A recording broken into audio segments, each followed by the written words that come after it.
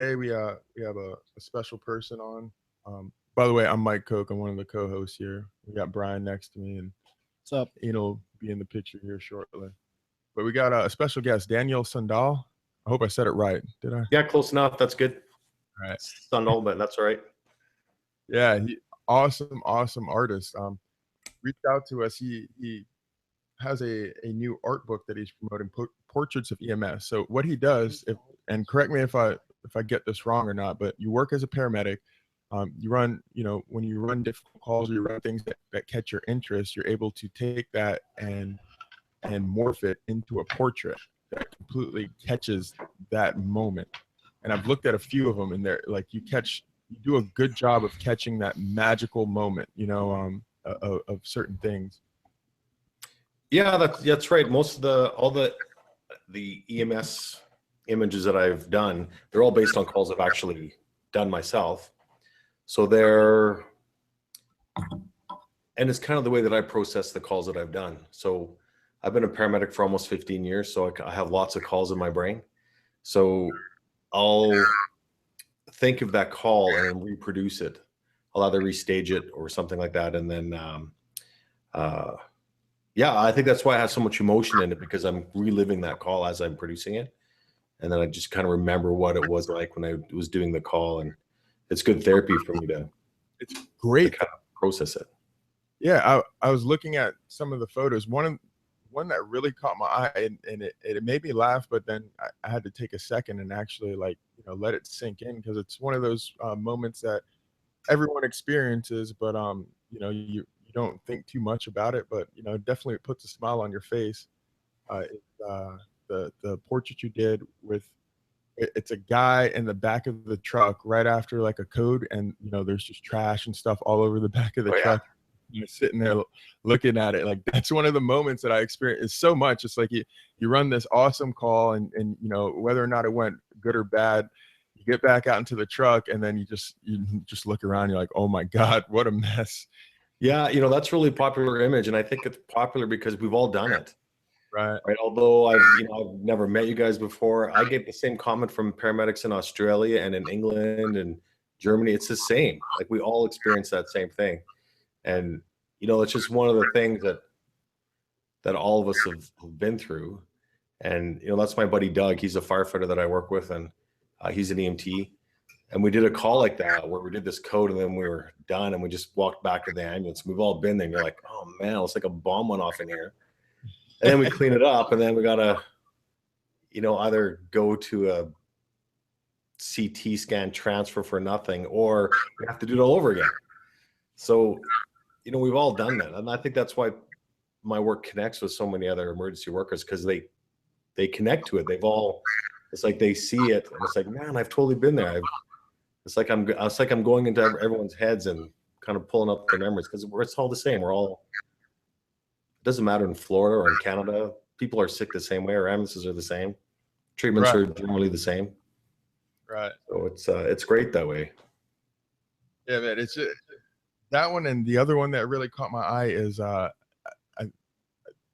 working a patient on the side of the road, and I believe you had like an angel or a ghost in one of the. Yeah, I started putting all the ghosts in there. I wasn't really quite sure if I was going to do that. I was scared I might be freaking people out if I did that. But when I do my artwork, it's for myself, so I don't really think, what are people going to think? It's for my own call, right? So I don't. So if you don't like, basically, if you don't like it, too bad. It's my own artwork. I make it for myself. I'm happy that everyone else connects to it. But yeah, that one, and majority of us have done that too. We've worked codes in the side of the road. Yes. And we've been called ditch doctors. That one's called ditch doctors. So it explains it perfectly. Yeah. So we've had to do, and I think on the write up on that one is, we do that, and then we, a lot of times we'll go into the emergency room with these patients, and the staff there, they don't realize what we had to do to get them all nicely neat and packaged, and they're intubated, and we don't get the comfort of intubating in a nice suite where there's good lighting and it's perfect height, so a lot of them, they understand the stuff that we do. A lot of our emergency room nurses, they'll come do ride-alongs with us so that they can kind of realize what we do. We don't down here, which is great. we But don't- yeah, I did that shot in Cutbank, Wyoming, Montana. I went down there and did. They commissioned me to do some artwork for their Hall Glacier County EMS. So I kind of used them for a lot of those shots, which was great. They were fantastic. Right. So tell the people, because they're very, very realistic shots. I know that you can tell some of it comes from photography and some of it comes from, you know, freehand artwork. Can you give the people like a little bit of insight on your formula? Yeah. So it's all. The process will start. I'll think of a call that I've done that I want to recreate. It's either usually a call that I've did a long time ago that I want to get out of my head. So I'll recreate it. I'll use my friends in EMS to restage that call, and then I'll just photograph it. And I photograph it in a specific way. I have a very high resolution camera. And when I photograph it, I make sure that everything is there. Like we have to make sure we have our gloves on, make sure it's really detailed. Right. Because like my work gets scrutinized as well. You stage it like you're like, hey, you know, you sit here, and are you setting up a scene and then you get the photograph, or is it you're on scene? Oh yeah, no, I never do that. Okay, yeah. None of them are real. Yeah, I wouldn't do that. That's crazy. Well, okay, just stop. I'm gonna take a picture. Like, yeah, I'll get sued like crazy. So yeah, so no, they're all staged and recreated. Right. Using my friends really to do that.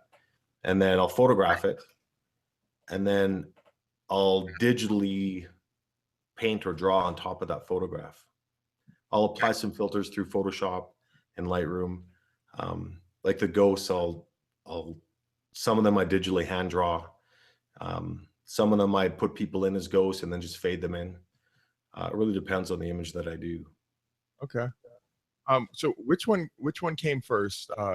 You being a paramedic, like you know, artwork first? Which one? Oh, the paramedic first for sure. So I've been a paramedic for about 15 years, and a firefighter for about 13 years. And then I kind of got into photography maybe 5 years ago, but doing landscape photography, taking pictures of my dogs, that kind of stuff. And then I switched it over to combining the photography with the artwork and the emergency artwork. And that's when things exploded, right? I started doing that, and then the first couple that I did, I'm on, oh man, I don't know if I'm going to share this or not. I don't know what the community, the paramedic community is going to think if I start putting this stuff online. And, I was really nervous that people would really give me a hard time. But then I thought, this is my own stuff. If you don't like it, because it's kind of showing a vulnerable side of emergency services. But yeah, the response has been crazy. It's been overwhelming, really. I've learned that in our community, the EMS community and the fire community, just the public safety community, they take well to things like that. I feel like, all of our experiences are so similar, no matter where you are, like you were saying earlier, the same care that we take of patients down here is what you're doing up there. We've all had, the same experiences as long as you're in this field. And your photographs, they do so much to catch that experience that it speaks to everyone. Like I know your stuff goes crazy on Facebook, and I've yet to hear or see anything bad about any of your artwork. You do such a great job, like I said, catching those rare moments, or those moments that you really look over and you don't think much of, but then to sit down and actually stare at a photograph of that moment, you get lost in it. Mm-hmm. I've been jealous of people who walk around at like art galleries and they can just stare at a painting, and they can think about whatever, and they got to have that painting.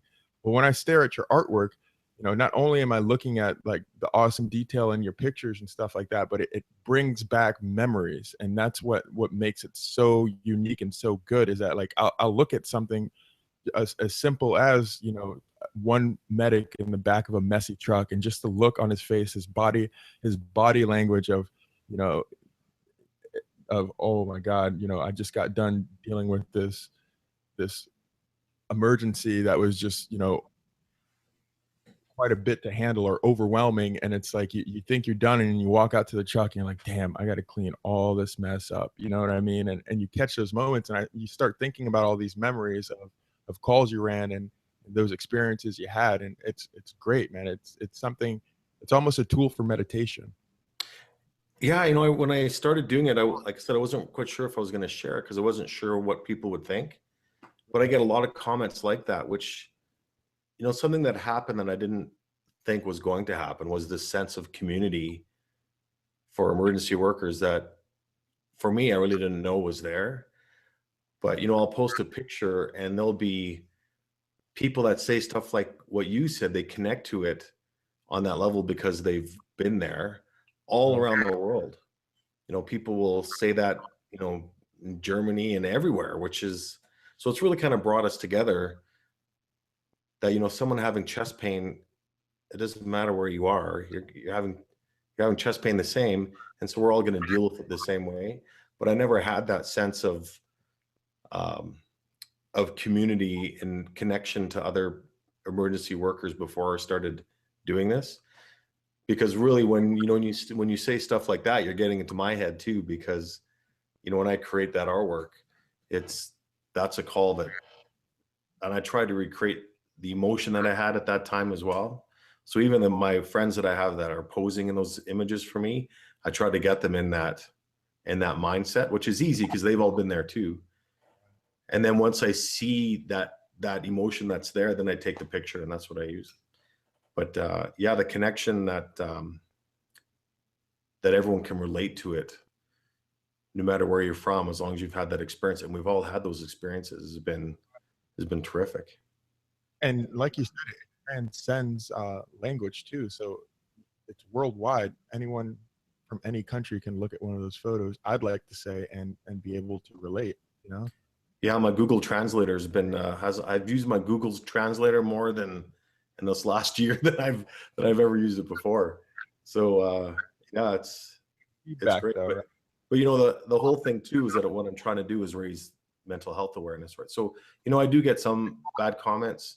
You know, some of the bad comments I get is that, you know, people say sometimes they're too graphic. But I'll reply to them and say, look, I'm not adding stuff into the picture. What you actually see is what I actually saw. Right. So if his chest is open, that's what we actually saw. So I'm not adding gore. If, you know, if there's a big knife in his chest, that's what we saw. You know, there's a hunk of rebar going through him, that's what we saw. So I'm not adding stuff.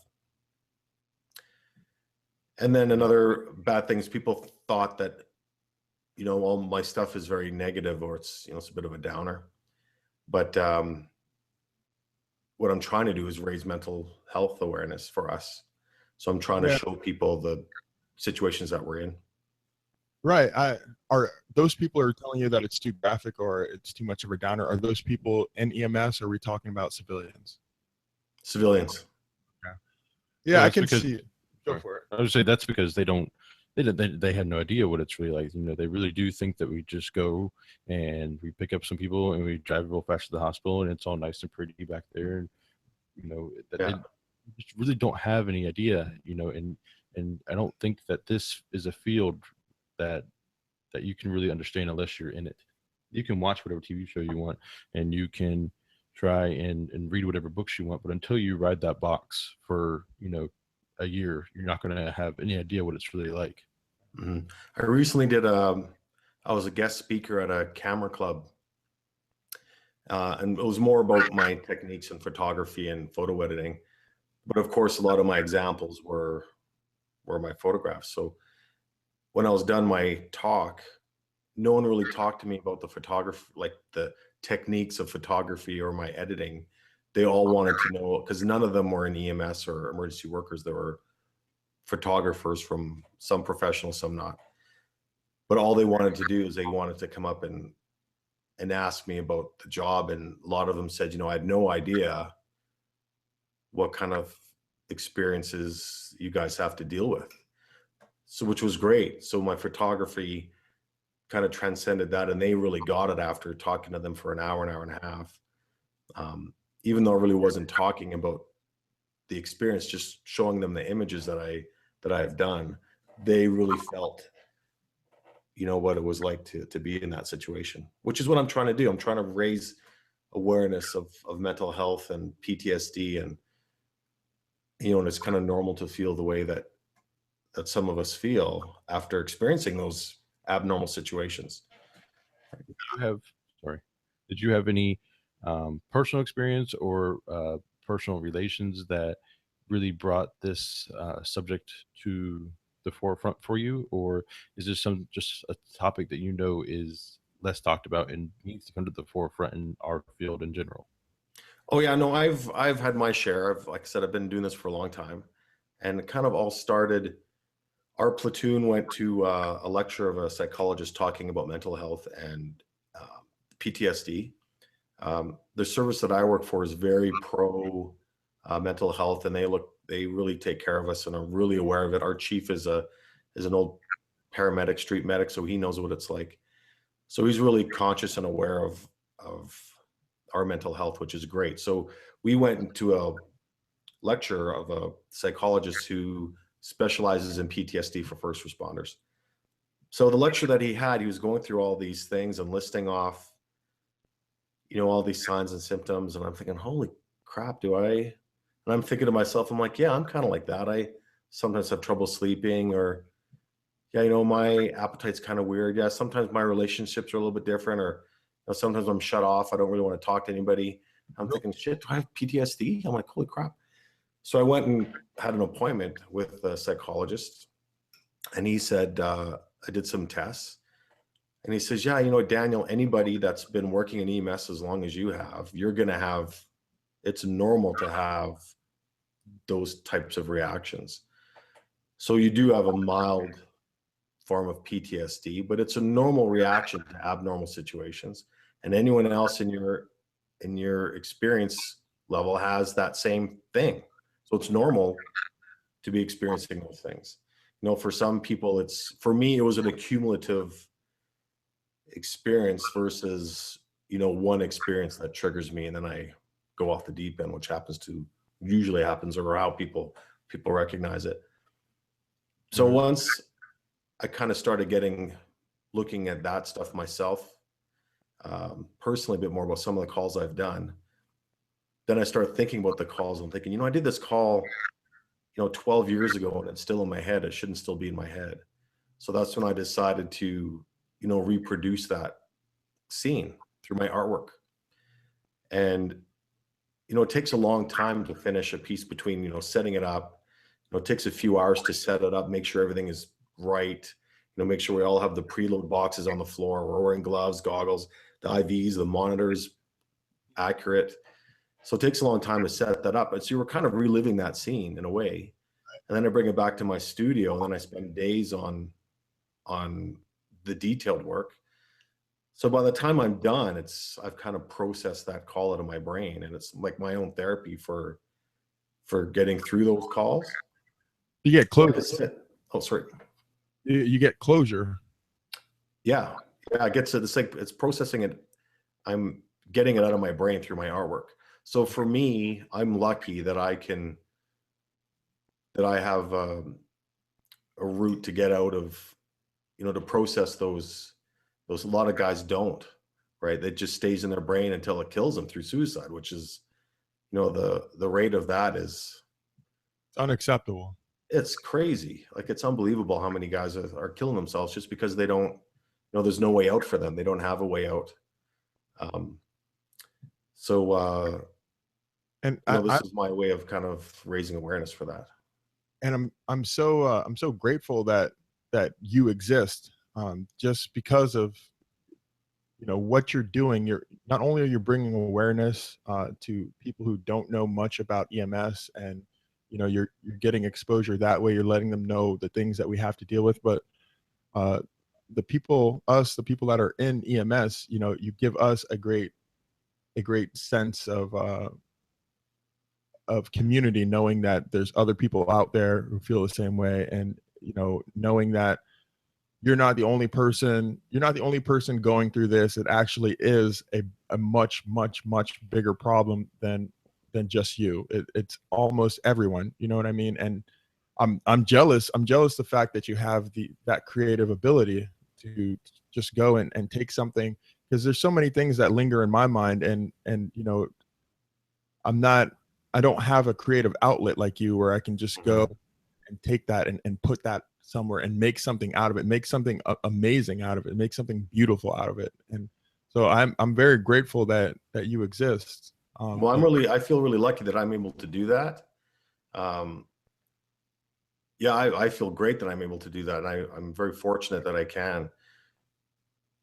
And one thing that I didn't know was going to happen, you know, when I first started doing this and sharing them, was the response I was going to get. Like, although I'm kind of processing my own feelings on that call, everyone's had that exact same call and has the same feeling. So although I'm doing it for myself and it's therapy for me, I think when people see that image and they relate to it, it's like, holy crap, I've been there. And then they start reading all the comments from everybody. You know, a big part of the therapy is feeling that it's not, you know, it's okay to feel that way, or you're not, you know, it's not a taboo thing to feel. You shouldn't be embarrassed about it.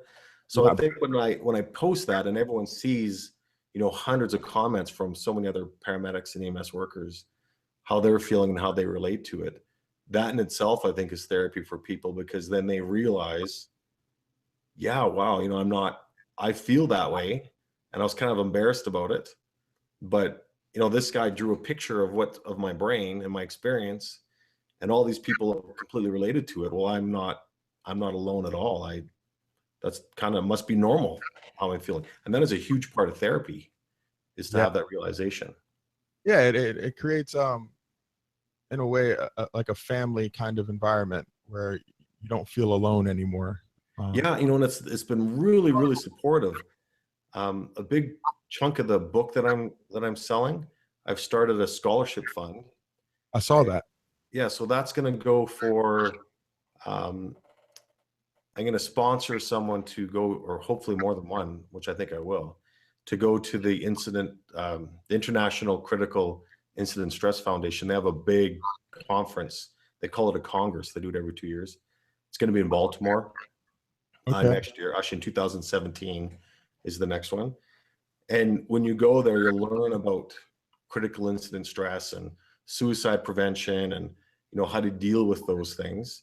So hopefully I'm going to send a whole bunch of people there through the sale of my book. I'm going to go on my own dime. But once I announced that, other paramedics would email me and say, look, they want to donate to that foundation. I never thought that would happen. Right. So they want like this sense of community of where we want to help each other out. Because, you know, I'll tell you, there's some services out there that are just brutal. Like, they have no, you know, you're a number, your truck is a number, you know, you need to go to work, you know, you shouldn't have any downtime. You know, you're here for 8 or 12 or 14 or 24 hours. You know, if you shouldn't even have a bed, because you shouldn't be sleeping while you're working.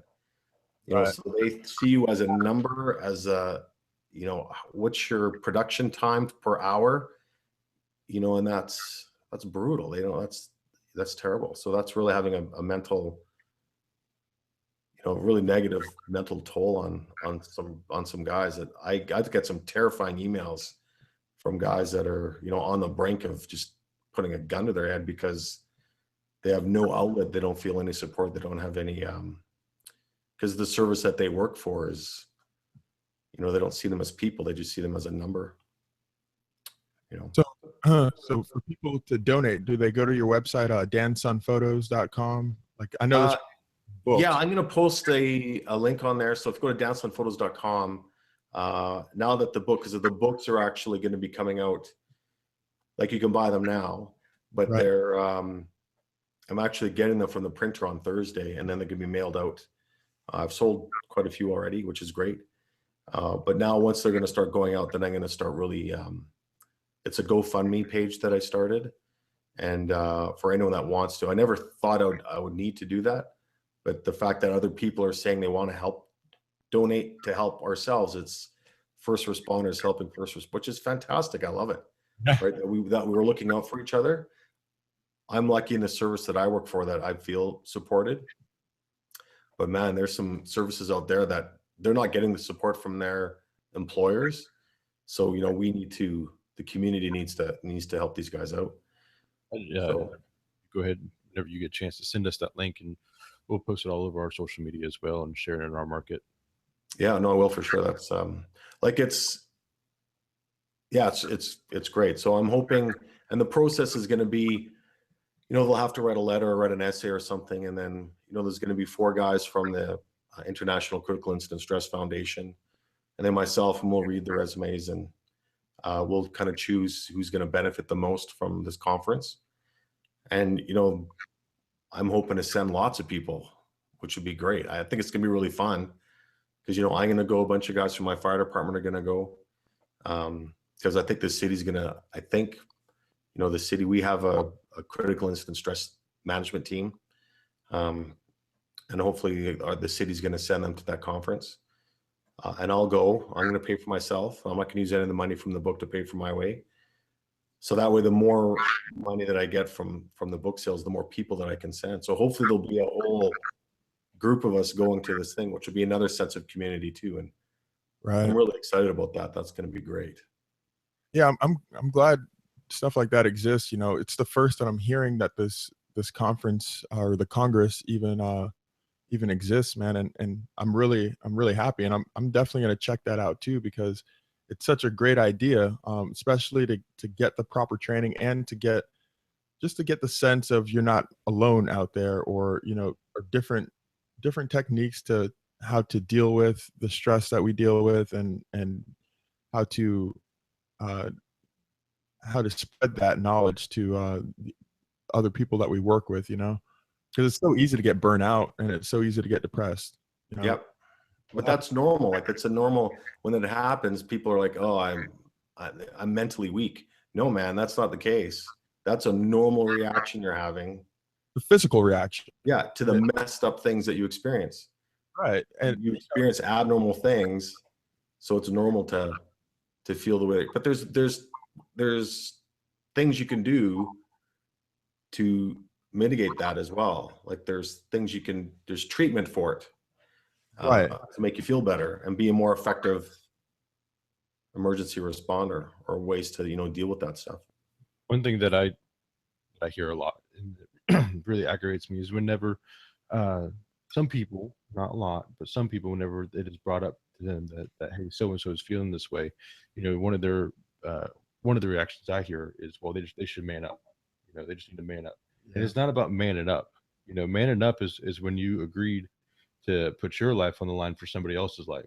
We've already done that part, and I'm more than happy to do it. I'm more than happy to do my job. I love my job, but I don't think that saying, well, that whoever is feeling this way, if they're feeling down, or they have, you know, these symptoms, that they just man up. And it's why we need programs like this and people like you doing what you do to bring awareness that this isn't okay, this isn't normal, and we need to get these people the help that they need.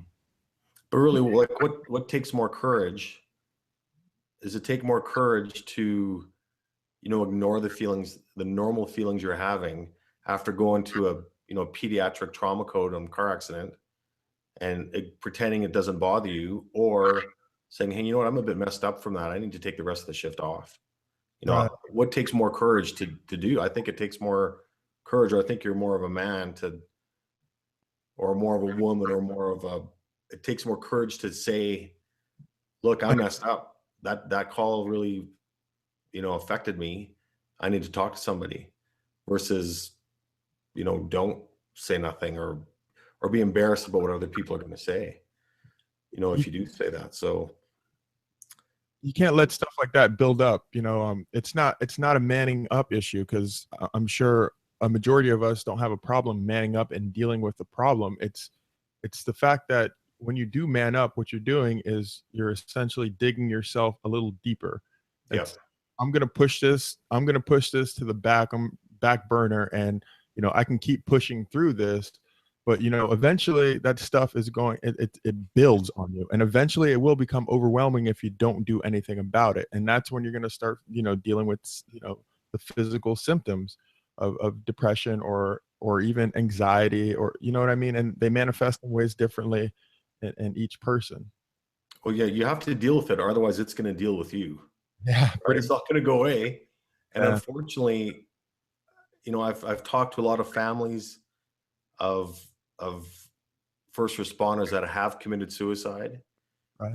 They'll email me and they'll want me to do a tribute piece. They'll say, they're a really big fan of your work, and but they found no way out. The majority of them have told me that they believe that they didn't have a choice. And I've gotten messages from guys saying, it's terrifying to contemplate suicide but not want to die. That's really messed up. Like, how I can imagine how that would feel. But so they feel that they really had no choice. And that's what you're saying. It's like, it stays in your brain. You can kind of suppress it as much as you want, but it's going to come back.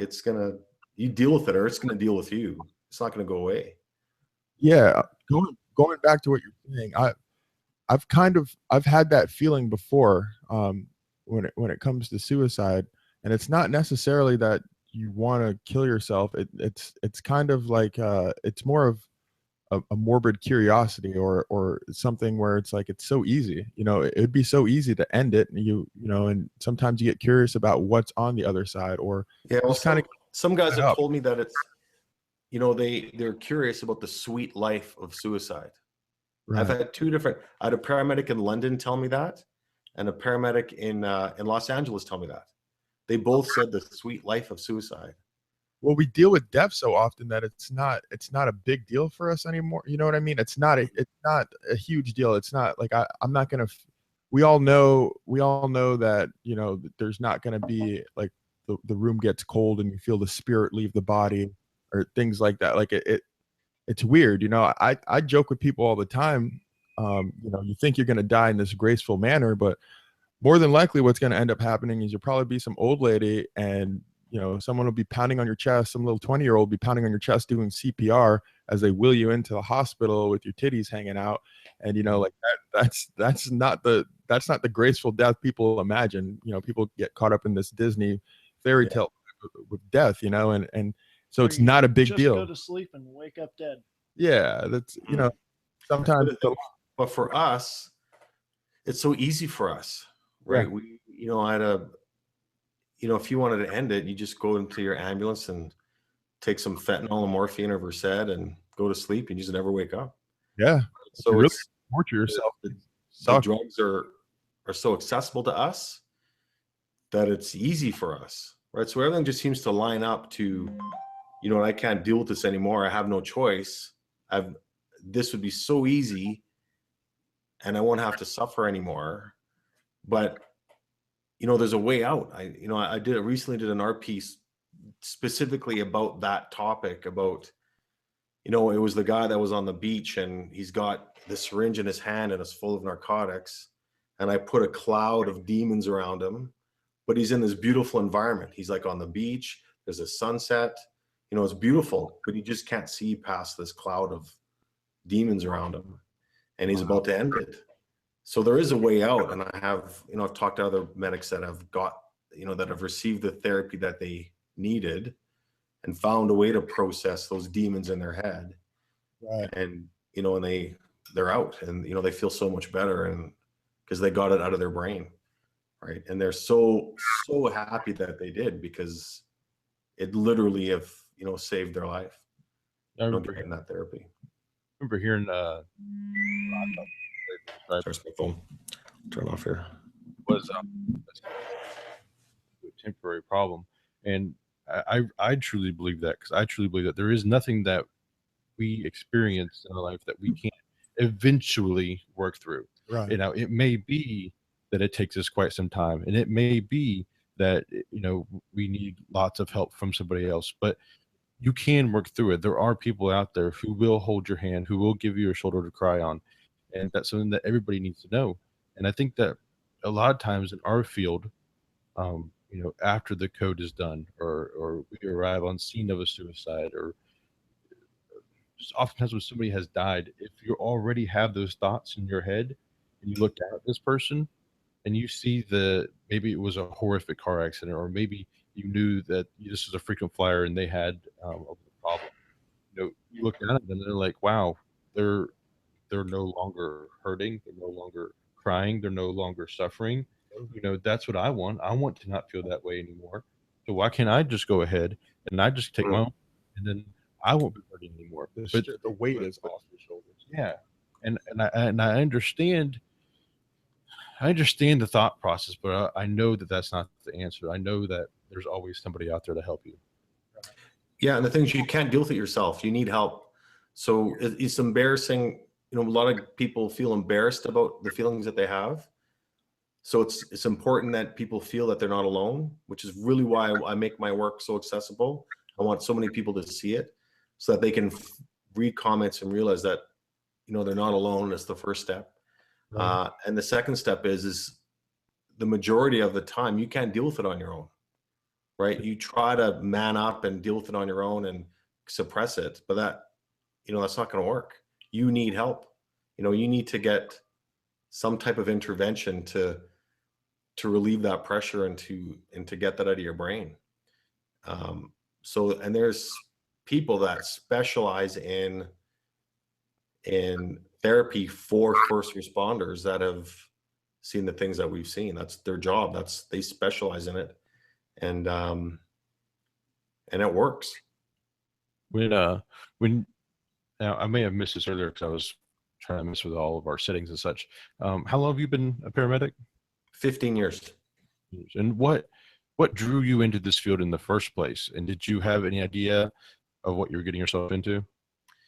Yeah, I was living in the Cayman Islands and working as a dive master. And part of my training as a dive master was the dive medic course. And I loved it. I thought it was really cool. So, learning how to do ventilations and CPR, I thought, man, this is crazy. Will I actually have to do this? And then I was going home and I saw this guy get hit by this dump truck. And I got so excited. I'm like, wow, there's something wrong with me. I got so excited. I pulled over, ran out to the guy thinking, oh, I'm a dive medic. I'm doing my training. It was after my very first day of, bleeding control and, basically don't touch the guy until the paramedics get there. So I went up to this guy and he was folded in half. His foot was up here and he was gurgling and I had no idea what to do. I'm like, I have no idea what to do, but I was so excited. And I was thinking, wow, am I messed up? Like, why? This shouldn't be exciting for me. But then I realized, yeah, I should probably be a paramedic. And, and although my R work is a little bit, you look at it and think, oh God, it must suck to be a paramedic. After 15 years, I love it, man. It is the coolest job.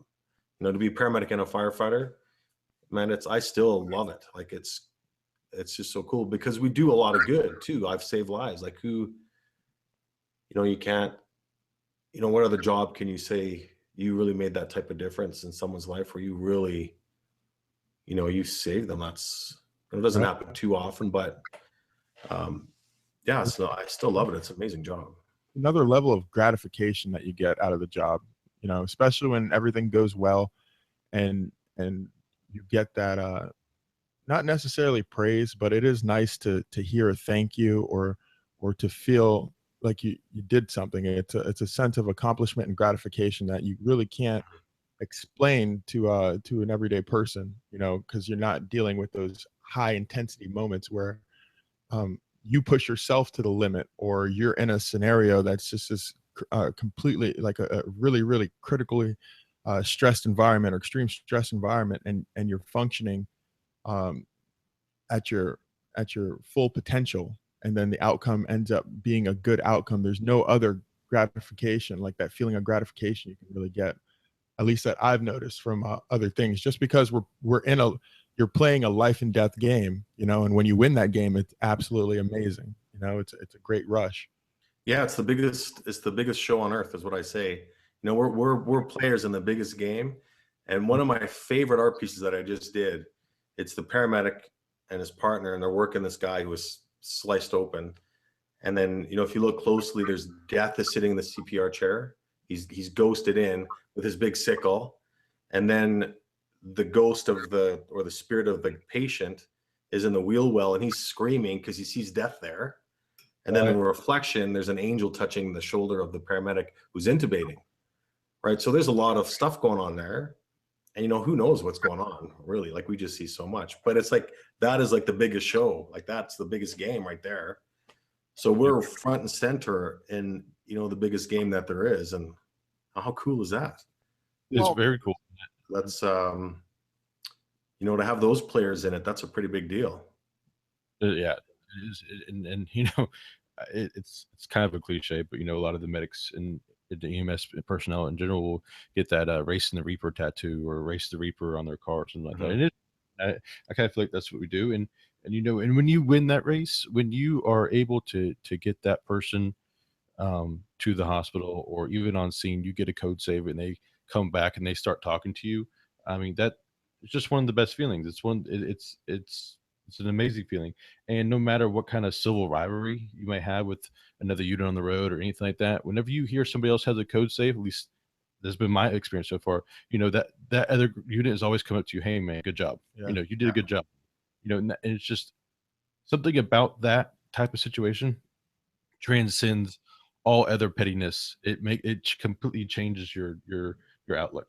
I did that. I helped save someone, and I don't need gratification from anybody else because I know that I went out, I did the best I could, and there was good results from it. Yeah, it is amazing. We've had, I've had patients walk back into the fire hall and ask for me, and I have no idea who they are, and it could be like months before, and say, yeah, you were the paramedic, you and your partner were the paramedics that came to my house, and you resuscitated me. I just got out of the hospital. It's been 2 months. I just want to come and thank you. And then I start thinking, because I've done 1,000 calls since then, but I'm thinking, holy smokes, we don't, you do the call, you take them to the hospital, and even if you have a resuscitated code, more than likely they're not going to get released out of the hospital. But we don't really know unless we do follow up on it. So to actually have someone come to my fire hall and say, hey, I was dead and you saved me. Although, it wasn't just me. Obviously, he had some type of surgical intervention at the hospital. He was in the hospital for 2 months. I'm sure the doctors and nurses would be pissed off to hear that this guy's, thanking me. I was with them for an hour versus 2 months in the hospital, and he's thanking me for what he did. But, I'm sure he thanked the hospital staff as well. But to be part of the team that made that difference, yeah, that's and to say that's your job. Granted, all of us know that that's a very small majority of the calls that we do. Right. But, even to do that once or twice or 3 times, man, that's amazing. That's incredible. Well, that and this job is such a roller coaster. It's up and down. Like, you come in the morning, you get your coffee, you check your truck off, and then you're going to that that code where you resuscitate somebody, and then so you're riding that high, and the next call you get is your frequent flyer who's called you 16 times in the past week. It's and now you're, I wouldn't say you're pissed off, but you're like, I got to do this again, and then you never know what's going to happen, what your next call is going to be, and it's just a roller coaster. And some people off that. I know I do. That's why I love this job, because you never know what today's going to bring. Right. Yeah, I think that when and we've all experienced that. And that's the thing. We all paramedics and EMTs, we all have done that, right? So we can all relate to what you're saying.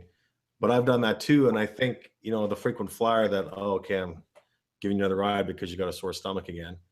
I think if you had any idea what was happening on that stretcher 20 minutes ago, you probably wouldn't be feeling so easy about the situation that you're in right now. Right. So, it's that really kind of, I think about all the stuff that happens in that box. Even the stuff when we're off shift, stuff happens that you don't know about. Then you come back on shift, we kind of get a report of what happened the day before. But, if you really, I have one of my art pieces is, if these walls could talk. It's just a paramedic with all the stuff that's all the ghosts and spirits of all the stuff that's happened in the back of that ambulance. But, you think about all the stuff that's happened in those boxes, it's pretty crazy. Bro, when you describe your art pieces, man, they're so powerful, man. Some of these I haven't gotten a chance to look at or see, and it's just hearing your description of them. I can visualize it in my head, and it's such a powerful visualization, man. And for you to capture that, man, I've got goosebumps right now. Yeah, it's and I get excited when I talk about it. I have some people bought my book. I offered a special edition pre-order that actually I had them air mailed from the printers, Okay. so I can get them early. So I sold 100 of those. So people are, people have those now. But when you go through the book, when I post an image, I do a write-up. There's kind of a theme for each image. So when you look at the books are high definition, like they're 300 dots per inch. So they're really vivid. There's lots of detail that you can't see on the computer. But when you go through the book, you read what I wrote, and then I include some comments, some really profound comments from people on, on Facebook and Google and stuff, and Instagram, and people, or emails that people have sent me about that piece. And then you look at the picture, and I've had people say, I can't get through the whole book. I can get through half of it, then I have to go back, and because you really get into it when you read it, and then you look at the picture. It's a big book. So this is how big the book is, to get an idea, right? And it's hardcover, so when you open it up, it's big. Yeah. So when you go through it, you really get into it, so you really feel that emotion that I try to portray. And I designed the book myself, so I really design it so when it's very visual. The pictures are big, and you read it, and then you look at the picture, and then you turn the page and you read it and look at the picture. So a lot of people say you should have included a box of Kleenex with it or something, because they really feel what I'm trying to portray when they go through the book, which is perfect. I love it. So I'm really excited for everyone else to get the book we should be shipping them out next week. And the book's affordable. I want to say is it $60 Canadian money? Canadian. So what? That's like $10 US right now. So that's not really. No, it's like it's about it's about $40, $45. Not true. I'm going to pre-order one, because number one, that I might get a couple, because it makes a perfect gift for anyone in this field or any of your family members who, because it gives them. I'd love to gift that to my mom, because I feel like her reading that book and looking through it, she's going to get an accurate picture of the things I deal with. Sometimes it's hard not to, talk to her about certain things, because I don't want to weigh her down with, my sob story or things that, because a lot of the times it doesn't bug me. It just gets stored in that back file, like we talked about earlier. And then, she asked me how work is. I tell her work was great. And, I don't go into detail with calls and stuff like that, but she knows, like every once in a while I'll get something wild and I'll share it with her. And heard it for people who are not in EMS, and they can take a look at that book and they actually know someone. It gives them great insight to what we do. And then for me, I can cherish that. I can cherish that book for quite a bit. I had an email from a wife of a firefighter who was suffering bad from PTSD. He was off work. He couldn't even socially function anymore. Like, he was messed up. He couldn't talk about, the calls that he did or his experiences with his wife, and his wife really didn't understand what was happening. Right. So, and she felt really bad because she wanted to help him. So he was a fan of my work, and he just told her, look at this guy's website. Right. So she went through my website, looked at all the pictures, read my write-ups on it, read the comments from other paramedics and firefighters. And she emailed me to thank me, because she said once she went through my stuff, she really understood. She's not in that field, but she had a better idea of what her husband was going through, and maybe some of the experiences that he has had. And she said it's really helped them, deal with that problem that they're having, as far as having her understand because they don't understand what we go through. They don't. They either think that every single call we go to is this super sexy, crazy, saving a bus full of children, or you guys are just ambulance drivers. You guys are just driving around. You don't do nothing, just sit, and have dinner and watch TV and sleep all night. It's usually one of the two. But I think for people that don't know, like, that'd be a great gift for your mom, because then she'll really have a good understanding of what we go through, because you'll relate to the calls that I've done. You'll relate to a lot of the stuff in the book.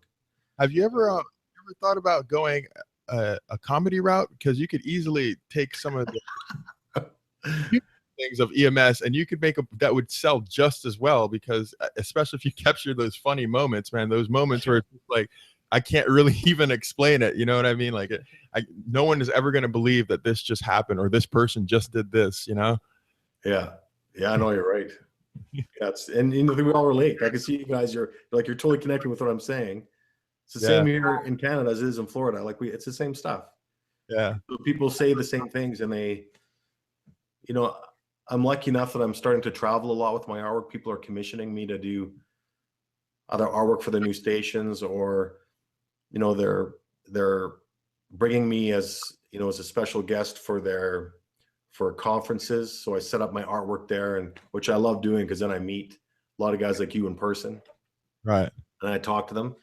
Now I'm starting to do speaking at these seminars, kind of talking about my artwork and raising mental health awareness and PTSD, and kind of my experiences. And I share that. So I've started doing that quite a bit, which I love doing. It's great. So I'm traveling, which is nice, because now I'm starting to see what it's like in a lot of different services, which is unique. You know, a lot of us don't get to do that. So I'm gaining a unique perspective of what all these different services are like, because I'm meeting so many different emergency service workers. Right. And man, we're all the same. Doesn't matter. You know, and it's so funny, because I'll talk, I'm like, you know, you're the same, you know, in Montana, it's the same as Wyoming, as the same in Houston. You know, we're all the same. Like, it's great that I'm getting to experience that. And, you know, I do ride-alongs every time I travel. I'm like, I want to go ride-along with you guys, and, you know, I just want to see what, you know, man, that code is the exact same code we did in Canada, you know, last week. Exactly the same thing. The treatments were the same. We did everything the same, which is great. Like, it's really cool to do that. So Yeah. I'm lucky that that's been a byproduct of my artwork as well. So what has been your favorite place to travel to so far doing this? well, you know, I've done next year in June, I'm going to be going to London. I'm going to be flying out to England to do a photo shoot and create some artwork for EMS, fire, and police in London, England, which is fantastic. So I'm going to be doing that. That's going to be really fun. And the year, or maybe later that year, I'm going to go to Australia. I get lots of love from Australia medics out there. But, you know, a lot of the conferences that I go to are smaller communities. Like, I was in Cutbank, Montana not too long ago. I was in Montana or in Wyoming, and I've been to like Houston, and in Orlando. I went to a conference in Orlando. I'm hoping to go to the conference in April in North Dakota. I'm just kind of discussing it with them right now. So I'm hoping I'm going to be there for that. And then I'm hoping, well, I'm going to be there regardless. I'm going to be at the EMS World Conference in New Orleans this year. And that's the biggest one, I think, in the States. It's great. So there's a lot of lectures. I'll be there with my artwork. And I know I'm talking to them, or I'm going to touch base with them and maybe do a session as well to actually speak and do not a lecture, but a session that people can come, and I'll talk about my artwork like this, and I'll have samples there and kind of discuss my experiences. So I love doing that. But so I started traveling just recently over the last year, and you know, all places have been my favorite. I haven't gone to a place where it's been really negative. Right. Whenever you come to Florida, you definitely have to let us know, because we need to meet up with you and definitely talk. Yeah, that'd be great. I love that. Yeah, where are you guys in Florida? We're in Sumter County is where we work. We do EMS for Sumter County, which is right below like the Villages, Florida, or Ocala. It's Central Florida. Okay. It's an hour north of Orlando. Okay. So,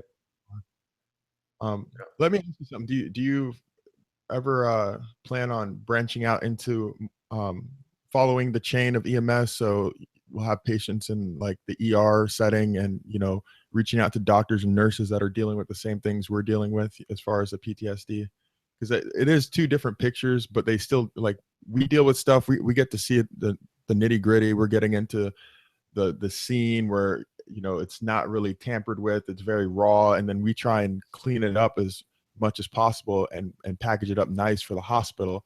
But they still do deal with those patients. I wasn't sure if you had any artwork plans for the future with that. Yeah, no, I have done that. I've done an ER. That's for nurses. Okay. So I have a really cool piece of paramedics, ER nurses in the trauma room. And I actually use the trauma room that I usually go to in my small community and use the nurses that I actually work with.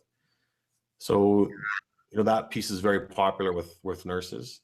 You actually paramedics in the room, like they're kind of, giving report or standing off to the side, something like that. So the picture that it's where the paramedics are doing CPR. Like for us, we'll bring a code in, and we'll be doing CPR. We go into the trauma room and then we'll continue doing CPR while the paramedic gives the report, and the nurses are hooking up to monitors or, so I kind of captured that scene, and I kind of put the spirit of the patient kind of standing in the corner, kind of watching everything as it happens. And we made it very accurate. We, for us, we do that quite a bit. We work pretty closely with our emergency room staff. Right. So, and we're all friends. So yeah, I wanted to do that. So that was very popular for a lot of the nurses. I did a whole series of dispatch 911 center pieces that was really popular. That's what I did. I did some in Houston for that. And my next branch is going to be military.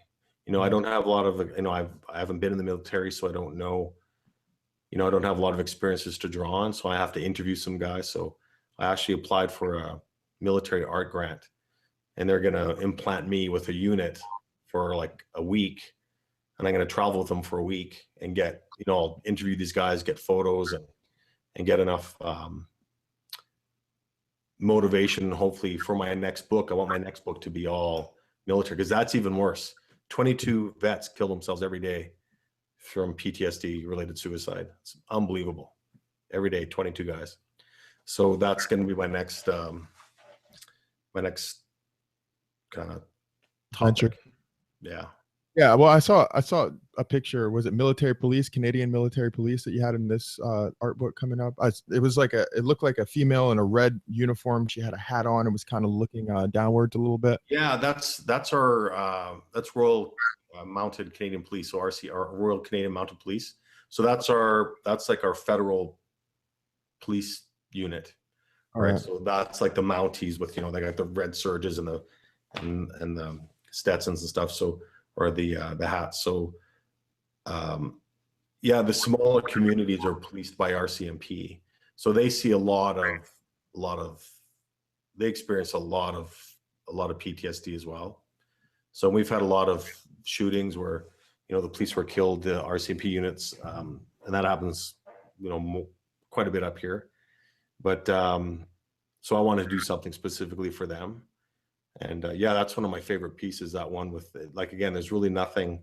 It's very simple.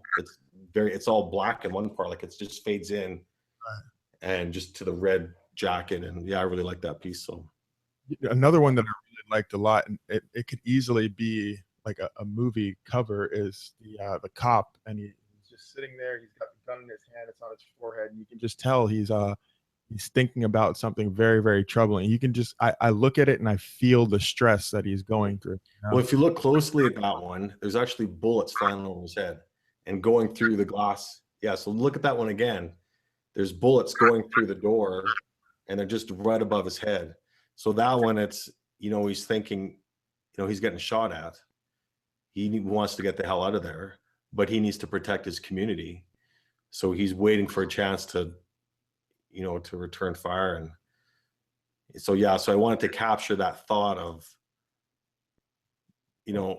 shit, holy shit, I might die here today. Exactly. I'm not running. I got to stay and protect my community. Yeah. I hear about a lot of the stuff that's happening with the police in the States right now. And, a lot of stuff I see, it kind of goes either way. There's, you're either one side of the fence or the other, but for us up here, I have nothing but respect for our police officers up here. You we have no at all in Canada. Like, what's that? Do you guys deal with that? Like you were saying with we're having a lot of issues with police killing, either innocent people or depending on what side of the fence you're standing on, there's a lot of controversy. There's always more than one story or side of the story you have to look at. But do you guys have that a lot in Canada? No, not where I'm from. Like, I can't speak for all of Canada, but the area that I'm in, no, not really. Like for me personally, and the guys that I work with, we work really closely. All of us do with police, and we have a very positive relationship with our law enforcement in my area, which is great. We don't really have those kind of problems in my area. Right. That you guys do down there. So, which is great. So, a lot of the stuff that I do have a lot of law enforcement art pieces like that. And sometimes I do get a lot of negative feedback from people about those pieces. But, like I said, all the artwork that I do is for myself. I don't do it for anybody else. So I respect our police officers where I'm from. And, they've saved my ass more than a couple times in some scary situations. So, from where I am, they're the good guys as far as I'm concerned. Well, I mean, we've all felt that stress of trying to save a life and not being able to, like, you can't save everyone, but I can only imagine that must be tenfold for someone who, as a police officer, who might have to take a life. And that, you know what I mean? It's got to be heavy on their conscience. Yeah. Well, there's some places, in South Africa and stuff where medics are carrying guns too. Right. Yeah. And that's, they have bulletproof vests and guns, and well, man, that's getting crazy. And I they have to. They were targeted down there, so they need to defend themselves, and that's a whole other craziness that's happening down there on top of everything else. They're getting shot at, and have to return fire, and you shoot the guy, then after you run and try to save him. That's, excuse my language, but that's a huge mind fuck. Like, to have to do that. Shoot the guy, then okay, where am I going to shoot him? Do I want him to live or do I want to kill him? I'll just shoot him in the leg and then go there and treat him so he doesn't bleed to death. That's crazy. But hey, is there anybody leaving comments? I know on Google Hangouts people can somehow ask questions. Is any of that? I don't see any of that on here, but is that? Yeah. Do you guys see that over there? The way we have everything set up, we can't really we can't reach the computer, so we can't really. Yeah. James is going to look on it now. I was trying to find it actually on my phone. That's what I've been trying to do. If anybody was watching, what the hell is Brian doing? He's not paying any attention. I'm listening. Yeah. I've been trying to find it on my phone to figure out what's going on so I could have it open. But for being a nerdy white kid, I am technology challenged. Yeah, because I don't know. Because I'm in front of my computer here, and I think, there's a chat. Yeah, it'd be nice if we can answer some questions. Let me ask you something. In the future, because things seem to be going well for you, do you foresee yourself stepping away from EMS and kind of pursuing this a little more full time and putting all your energy into it? Well, we'll see where it goes. Like right now, it's over the last couple of years, it's really kind of taken off. And if it continues to be that way, then I can definitely see this being my next career, I guess. But right now, with the way my schedule is, I have lots of time to work on my artwork, which is great. And I feel more busy with my artwork right now than I do actually as a paramedic firefighter. So yeah, I definitely think that'll be the next. I hope, God, it'll be great to do this full time when I'm ready. I'm not ready to do that yet. Right. I think it keeps me a bit more legitimate if I say that I'm a full-time paramedic firefighter. Right. That's creating the artwork. I'm not an artsy weirdo that's, just doing artwork. I know what I'm talking about because I could still do that even if I said I was a retired paramedic, but as long as I'm an active paramedic, it keeps me a bit more legitimate and relatable, I think. How often are you getting inspired, like running calls and stuff like that? Is it a daily thing, like with your shift, or? Yeah, we do 24-hour shifts. Uh-huh. And for us in that 24-hour period, we'll do from 10 to 20 calls in 24 hours. We're busy. Yeah, we're right. busy. Do you have any photos that kind of capture the lack of sleep aspect and just that trying to struggle through being extremely exhausted and push through it? Like just faces, like bags under the eyes, or just trying to capture that moment. Yeah, well, one of the first pieces I did was of my buddy Jay. It was actually a cover of a couple magazines when I first started doing this stuff. And it's the one of he's sitting in the back of the ambulance and his head's just down in his hands and he's just exhausted. So, that's powerful. That one, and that was actually a real photograph. That's the only picture of my stuff that's a real photo. And that was at about 3 or 4 o'clock in the morning, and we were busy all day, and we just finished doing like a really heavy call. Yeah. And we were back in the hall and we were gonna restock, and he just sat there like that, and I just ran and grabbed my camera and took a picture of him. Yeah. So that one kind of, it's not so much the exhaustion, the physical exhaustion of going back to back to back calls. It's more of a mental exhaustion that he was feeling that I thought I captured. So but yeah, I know even in our service, even though we work 24-hour shifts, we're always off the next day for 24 hours. You always catch up. So even, I can go hard straight for 24 hours as long as I have the next day off. Right. Which we do. So we don't really have, although we're a really busy service,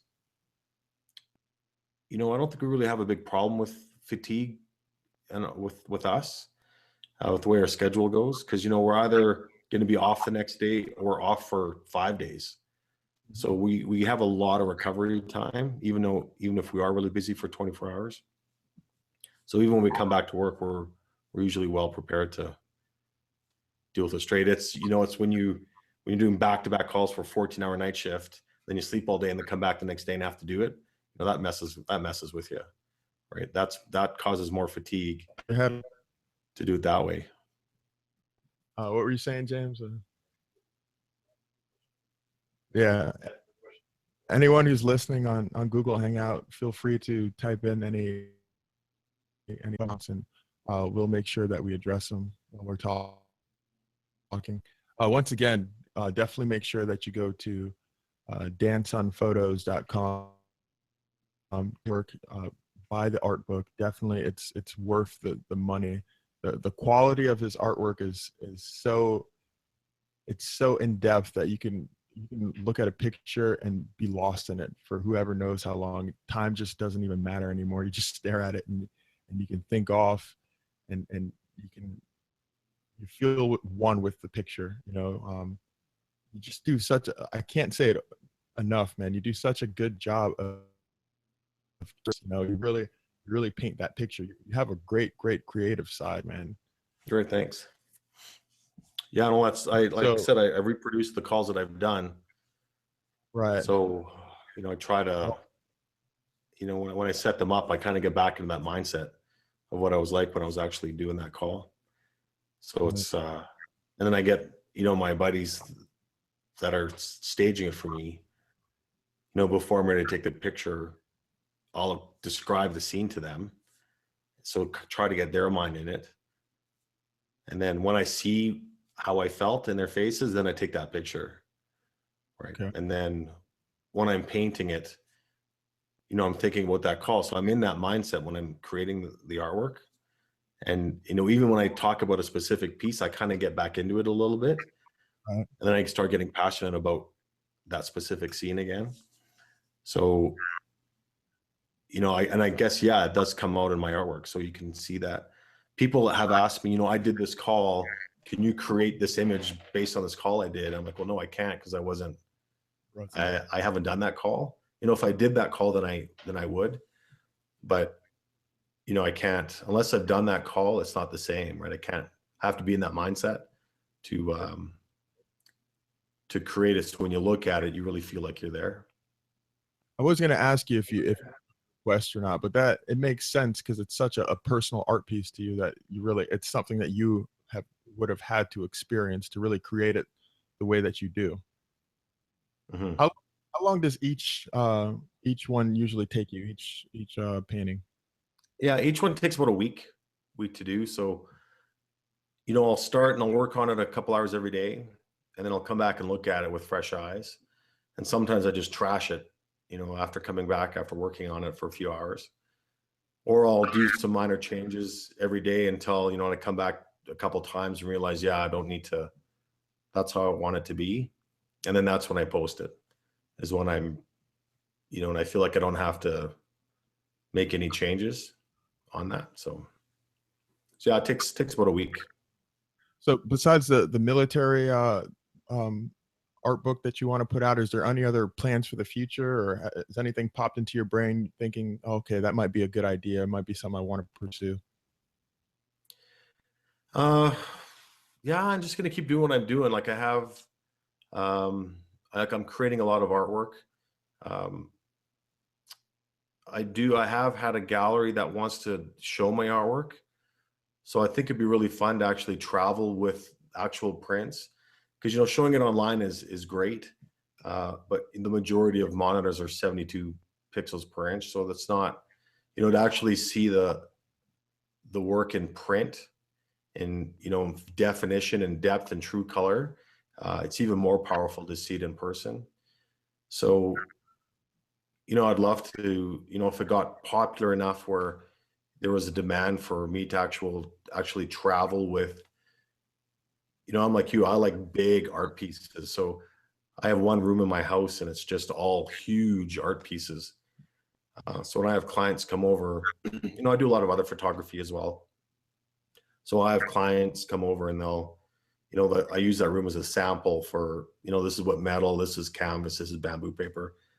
And a lot of them are the EMS ones. So they'll just get, blown away by being in this room filled with all this emotion. So I love doing that. So I would love to do that, to actually travel with big, huge art pieces. That I think that'd be really cool.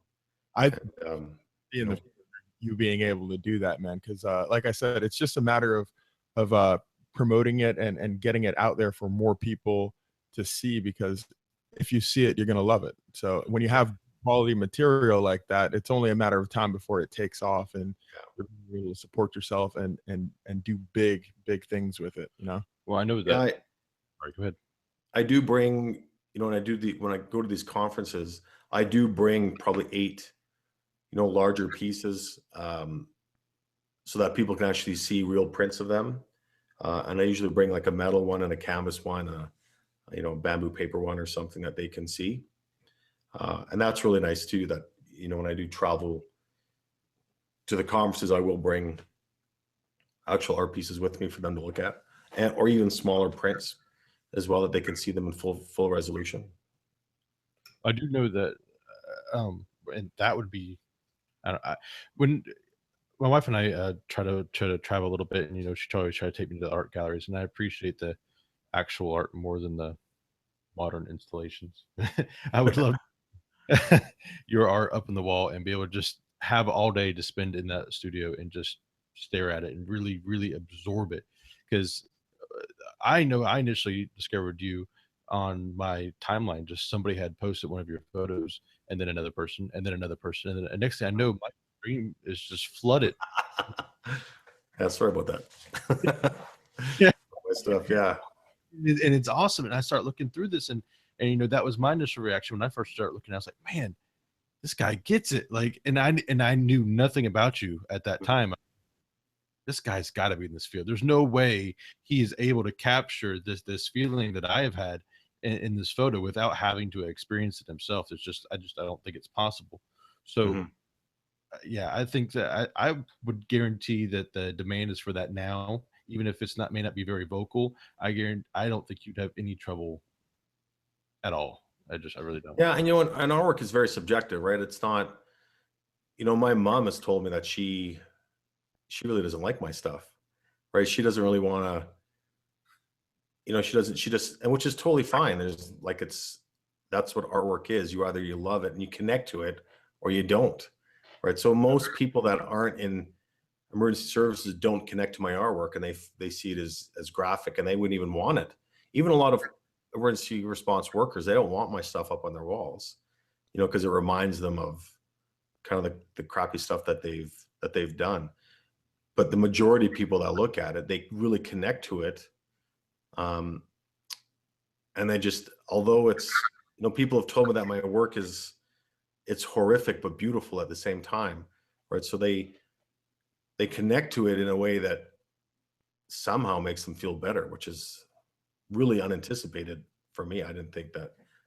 Like I said, I was kind of scared to first show it because I thought maybe people would, feel negatively about it, or it would trigger people with PTSD. But it's really done the opposite, and people really, they just connect to it, right? So if you have that connection, then that's what all artwork should do. You should connect to it in some way. I think the people that it triggers a negative response, it might just be that it brings those things that they have stored away to the front, and they have to deal with it, and they might not be in the right mindset or want to deal with it right now, and that's why they don't want to necessarily look at it. But it's bringing, they don't want to be reminded of it. Just think of it like this: you're able to create something that stirs up a feeling in everyone, whether or not it's a positive feeling or a negative feeling. It's hard. You look at so many paintings and pictures throughout your day, and you don't even think twice about it. But when you look at yours, in fact, you're able to stir up a feeling, period. That says a lot. Like, that's the whole point of art. It's so tightly intertwined with emotion, and when you're able to tap into that, man, it's gold. Yeah, and it doesn't, artwork doesn't necessarily need to stir positive emotions either. Usually the negative ones are more powerful than the positive ones. So yeah, it's great that people do connect in it in that way. But again, it's, when I create my artwork, it's for myself. I'm doing stuff that I want to do. I still have a lot of calls in my head. I just did a call last week that I'm gonna need to get out, and that will probably be my next one. I'll probably release that one next week.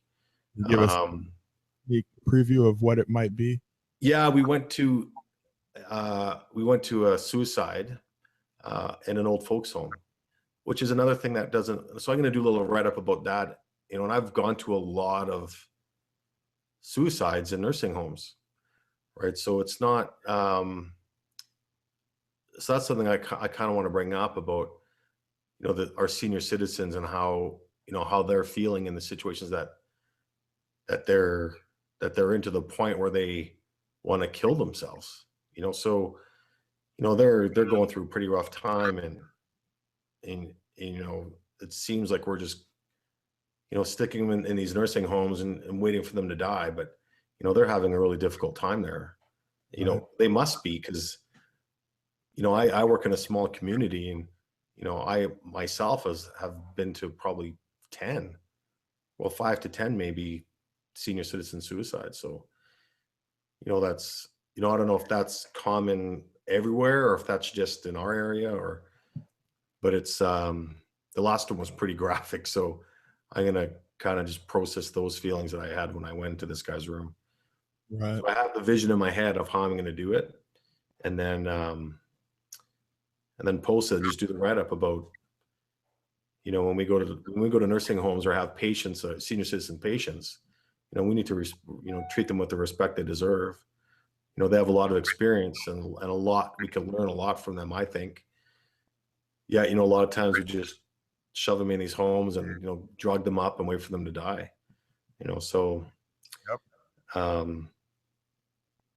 Yeah, it's gonna be pretty powerful for me anyways. Like, I don't know if people are gonna connect to it, but I have to get it out of my brain. So that'll be the next one.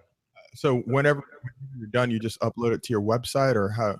Yeah, I'll post it on my website first with the write-up, and then I'll put it on Facebook. I'll either actually put the image up there, or I'll link it back to my webpage with the write-up. I think we're gonna try and wrap things up. Can you go ahead and shout out your website and your Facebook and all that? Yeah, so my website's dansunphotos.com. So it's DANSUN photos.com, and for the book, it's dansunphotoart.com is where you can order the book. If you search for Dan Sun Photos on Facebook, I'll pop up, and then the same thing on Google Plus and on Twitter or on Instagram. It's Dan Sun Photos. You'll see me there. So, all right, man. It's been an absolute pleasure to talk to you. yeah, man. you too, guys. This has been great. Yeah, really, really awesome. I really appreciate you coming on and talking to us. Yeah, no, thanks so much. That's been really good. It's been fun. I'm gonna go back to bed. Right, it's a little early. Once again, thank you for coming out. What you do is amazing. I'm grateful that you exist as a person, and grateful for what you're doing. I feel your passion, and I'm sure a lot of other people will be able to experience your artwork and understand what I'm talking about in the very near future. Make sure you go check out his art book. I think it's coming out this December 30th, I think you said. Yeah, the book is called Portraits of an Emergency is the title of the book. And it's I got it here. So yeah, we actually have it. Let's see, yeah, so we have it. They're coming from the printer on Thursday, so 2 days. So we have a lot of pre-orders already, so we're going to start mailing those out if anyone bought one already. We're going to start mailing those out next week, and hopefully they'll be here. They'll be out to you in time for Christmas, I hope. So you can also find that on EMS1, right? Yeah, a lot of guys are advertising for me. So, ems1.com and lots of other places have been pushing my book, which is great. And that's the thing. So proceeds from that book are going to start that scholarship fund for that Critical Incident Stress Foundation conference that I'll be sending some people to, which is going to be great. All right. Well, everyone, thank you for coming and joining us and coming to see our first ever live video podcast. Yeah, it's fun doing it live. Come back and join us next time. We're gonna have a little bit of senior change, be moving to a different area, doing some different things, and we're always improving. And we want you to be interactive. We want you to join us. We want you to ask your questions. We want you to be part of this conversation. We believe wholeheartedly that everybody has a voice, and that voice is just as important as the next person's, and we want to hear yours. So make sure follow us on Facebook, follow us on Twitter, go to iTunes, get all of our other podcast episodes, and make sure to find Daniel. All right, peace. Great. Thanks, guys. Take care. Later.